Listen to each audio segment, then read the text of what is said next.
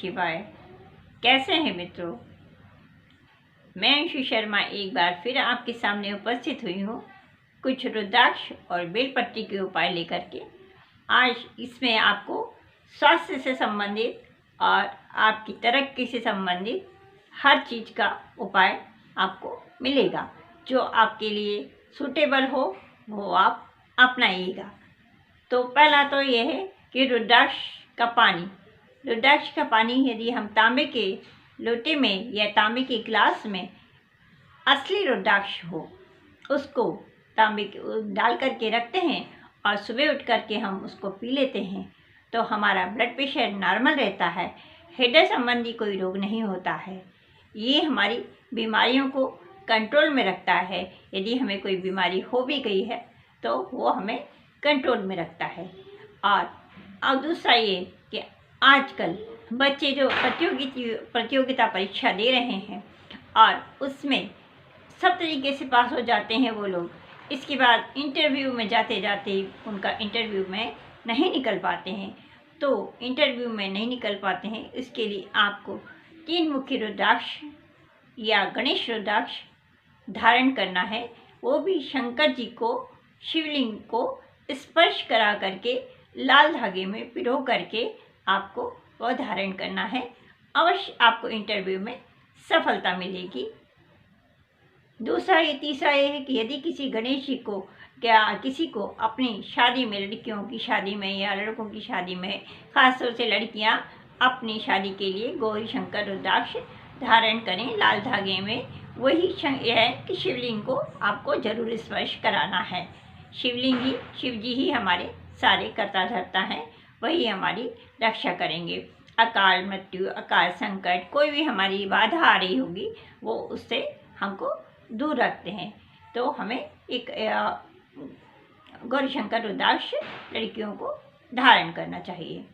अब यदि हमें किसी कारण से हमारे घर में वास्तु दोष भर गया है, आपको समझ में भी नहीं आ रहा है कि हमारे घर में ये परेशानियाँ किस कारण से आ रही हैं, तो 5 मुखी रुद्राक्ष ले करके उसको लाल कपड़े में बांध करके अपने घर के मुख्य दरवाजे पर लटका दीजिएगा। आपके घर का जित भी प्रकार से वास्तु दोष होगा वो समाप्त हो जाएगा। क्योंकि कुछ चीज़ें ऐसी होती हैं कि हमने मकान तो बना लिया है, घर तो बना लिया है, लेकिन उस वास्तु दोष को हम हटा नहीं सकते हैं बिना तोड़फोड़ किए। तो बिना तोड़फोड़ किए हम 5 मुखी रुद्राक्ष को घर के मुख्य दरवाजे पर लटका देंगे तो हमारे घर का वास्तु दोष नष्ट हो जाएगा पूरी तरीके से। ये और किसी की सेहत यदि खराब रहती है तो हमको क्या करना है कि और सेहत खराब रहती है, परेशान रहते हैं कि हमारी सेहत क्यों नहीं ठीक हो रही है, तो उसके लिए हमको 14 मुखी और 8 मुखी रुद्राक्ष को शंकर जी के मंदिर में जा करके जलाभिषेक करके और फिर वापस हमको उनसे स्पर्श करा करके लेकर के आइएगा और उसमें फिर लाल धागे में पिरो करके, चाहे 8 मुखी हो या 14 मुखी हो, दोनों में से कोई भी आप रुद्राक्ष धारण कीजिएगा। आपका डॉक्टर की दवाएं तो चलेंगी आपके साथ में, क्योंकि ऐसा तो हो नहीं सकता कि डॉक्टर आपके साथ नहीं रहे, डॉक्टर की दवाएं भी चलेंगी। और रुद्राक्ष पहनने से आपके अंदर से एक आपको खुद ही स्फूर्ति महसूस होगी कि आप ठीक हो रहे हैं। एवं दूसरा है कि आपका आत्मविश्वास, आप में भी आत्मविश्वास जागेगा कि हमें ठीक होना है और आप लोग जिसको भी जो परेशानी होगी वो ज़रूर ठीक होगी। आप लोग विश्वास होना चाहिए हमारे को कि हाँ, हम इस चीज़ पे इससे हम ठीक हो जाएंगे। यदि आपने सोच लिया कि नहीं अरे ये तो फालतू की चीज़ें हैं, हम इससे कुछ नहीं हो सकता, तो फिर कुछ नहीं हो सकता। फिर आप लोग डॉक्टर के चक्कर ही लगाते रहिएगा, इसमें कुछ नहीं हो सकता।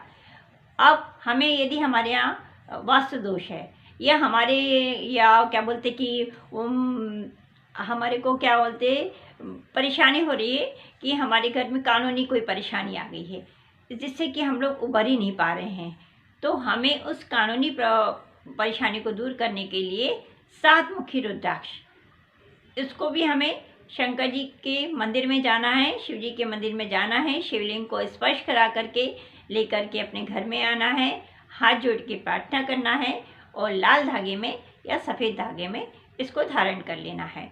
अब हमको क्या करना है, यदि हमारे घर में अशांति रहती है, अशांति का वातावरण रहता है, घर में शांति नहीं रहती है, हमेशा लड़ाई झगड़े होते रहते हैं, कोई किसी की बात को नहीं मानता है, तो घर के मुखिया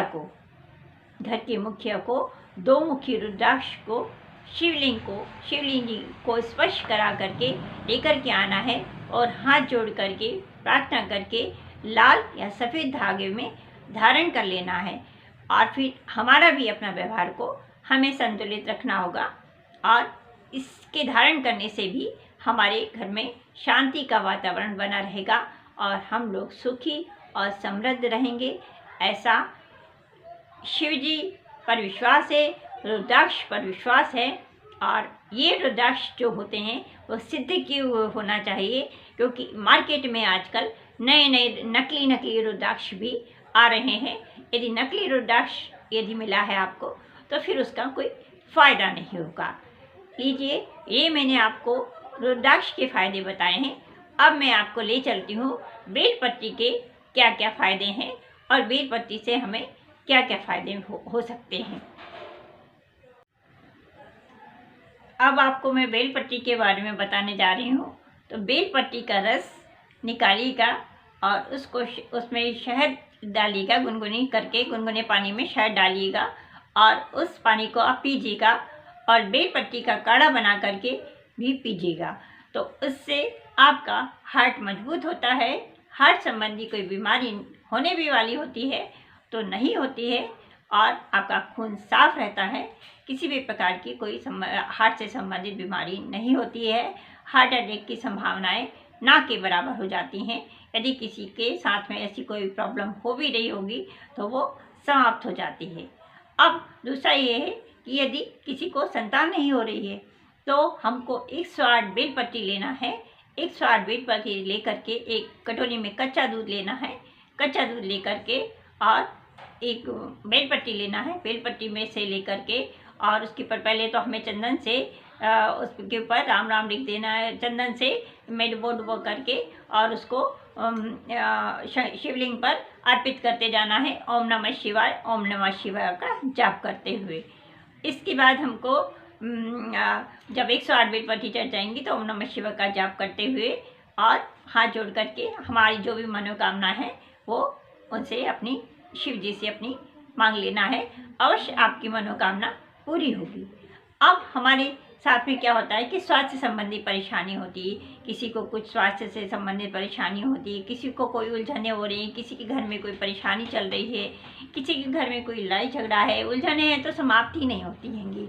तो हमको क्या करना है कि 108 बेलपत्ती को लेकर के चंदन का घोल बना करके उसमें वही 108 ओम महादेवाय नमः, ओम महादेवाय नमः का जाप करते हुए 108 बेलपत्ती को अर्पित कर देना है शिवलिंग पर। और इसके बाद में हमको वहाँ से मतलब हाथ जोड़ करके अपनी मनोकामना बोल करके कि हमारे घर में ये परेशानियाँ हो रही हैं और ये परेशानियाँ दूर हो जाएं। अवश्य आपकी परेशानी दूर होगी, आपको कोई भी प्रकार की परेशानी नहीं होगी। अब ये है कि हमें एक बेलपत्ती का पौधा और एक सफ़ेद आग का पौधा वो हमको इकट्ठा जोड़े से हमको लगाना है। यदि आपके घर में कच्ची मिट्टी है, गार्डन है, तो आप उसको उसमें लगा दीजिएगा और इससे आपको अक्षय लक्ष्मी की प्राप्ति होगी। और यदि आप ये नहीं लगा सकते हैं तो सफ़ेद आग की जड़ और बेलपत्ती की जड़ या बेलपत्ती की लकड़ी वो आप अपने पास में घर के मंदिर में पूजा घर में रखिएगा और नित्य जैसे बाकी भगवानों की पूजा करते हैं वैसे ही उनकी भी पूजा कीजिएगा। आपको अवश्य इसका अच्छा फल मिलेगा और आपको लक्ष्मी की प्राप्ति होगी। किसी भी प्रकार से आपको कोई कष्ट नहीं होगा।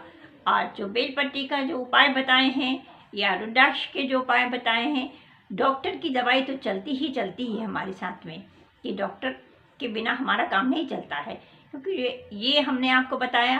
साथ में डॉक्टर की दवाई भी चलेगी। और आपका विश्वास भी होना चाहिए कि हम ठीक हो जाएंगे, हम बिल्कुल किसी भी प्रकार से हमें कोई परेशानी नहीं आएगी। इस आपका विश्वास, डॉक्टर की दवाई, बेलपत्ती का रस, रुद्राक्ष का पानी, ये सारी चीज़ें आपको लोगों को जिसको भी ये जी चीज़ें, जिस चीज़ की भी ज़रूरत हो, जो सूट करती हो, वो आप अपने घर में ज़रूर रखिएगा। आपके घर में अनबन चल रही है किसी भी प्रकार की, कोई आपकी बात नहीं मानता है, अशांति का वातावरण है, तो घर की मुखिया को एक रुद्राक्ष का 2 मुखी रुद्राक्ष लेना है और शिवलिंग को स्पर्श करा करके हाथ जोड़ करके लेकर आना है और सफ़ेद और लाल धागे में पिरो करके और उसको अपने गले में धारण कर लेना है। अधिक देखिएगा, सकारात्मक परिणाम मिलेंगे आप लोगों को।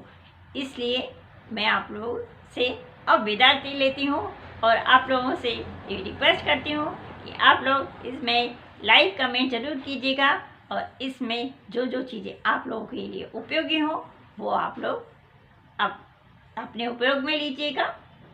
आगे मैं फिर मिलती हूँ आपसे। अंशु शर्मा। जय श्री कृष्ण। राधे राधे।